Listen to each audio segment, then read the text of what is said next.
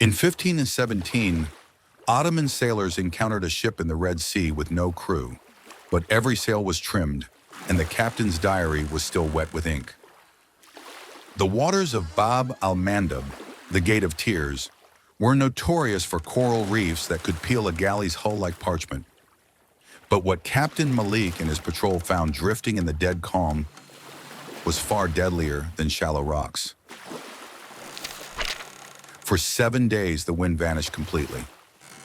The Red Sea turned to dark, reflective glass. Trapped in the silent mist, they waited for a sign of life, unaware that the sea was preparing to give them one. Captain Malik steered his Ottoman patrol galley into the narrow corridor under the cover of a dense, unnatural sea mist.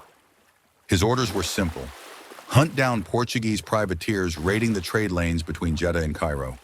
But 2 weeks into the crossing, the wind died completely. The Red Sea turned to dark, reflective glass. Malik raised his brass spyglass. The deck was pristine. The ropes were neatly coiled, yet no crew stood watch. Believing it to be a Portuguese ambush or a plague ship set adrift, Malik drew his curved keyless sword and selected 5 men to board the vessel.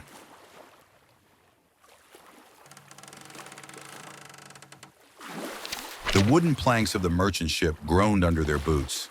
The silence was absolute, broken only by the rhythmic slap of calm water against the hull. The ship was not wrecked. It showed no signs of a fight, no splintered wood, and no gunpowder residue. In the galley quarters, Malik found breakfast laid out on low wooden tables: dried figs, flat bread, and 2 clay cups of tea.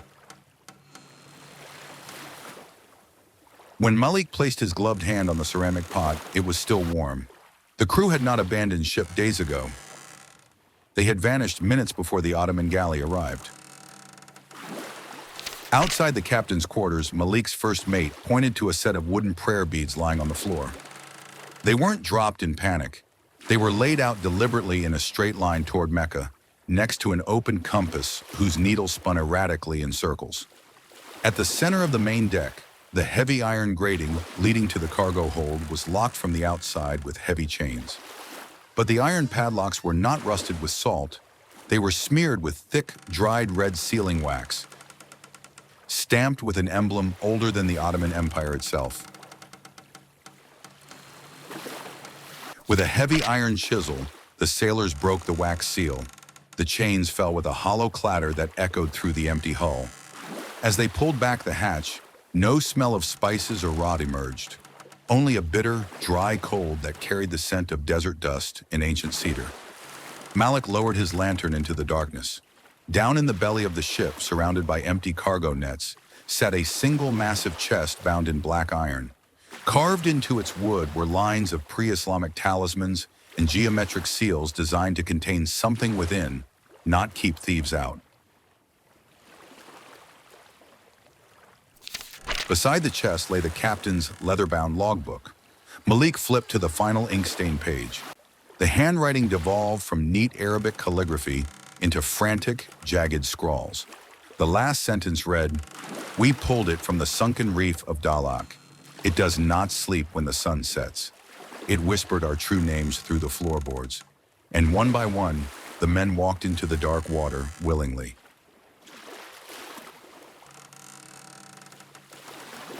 Malik lifted the lantern closer to the chest. The heavy brass padlock on the front was snapped in half. The heavy cedar lid was cracked open 2 inches from the inside. Whatever had been locked in the hold was no longer inside the chest. A sudden gust of wind extinguished the lantern in the hold. Above deck, the Ottoman watchman shouted in terror. Malik rushed up the wooden stairs into the open air. The sea mist had thickened to a blinding white wall around both ships. Looking over the wooden railing into the dark waters below, Malik did not see the reflection of the clouds or the moon. Just beneath the surface, dozens of pale silhouettes drifted silently with the current. The lost crew of the merchant ship suspended upright in the deep, staring upward with open, blank eyes. "Cut the boarding lines," Malik roared. His men leapt back across the narrow gap onto the Ottoman galley. Axes severed the mooring ropes. The oarsmen pulled with desperate fury, backing their warship away from the drifting derelict. As the Ottoman ship broke free into the open channel, Malik looked back through his glass one last time. The merchant dhow, its sails full of cold wind, turned smoothly without a helmsman and vanished into the rocky labyrinth of the Gate of Tears. The Red Sea kept its secret, and another phantom joined the ledger of Bab-el-Mandeb.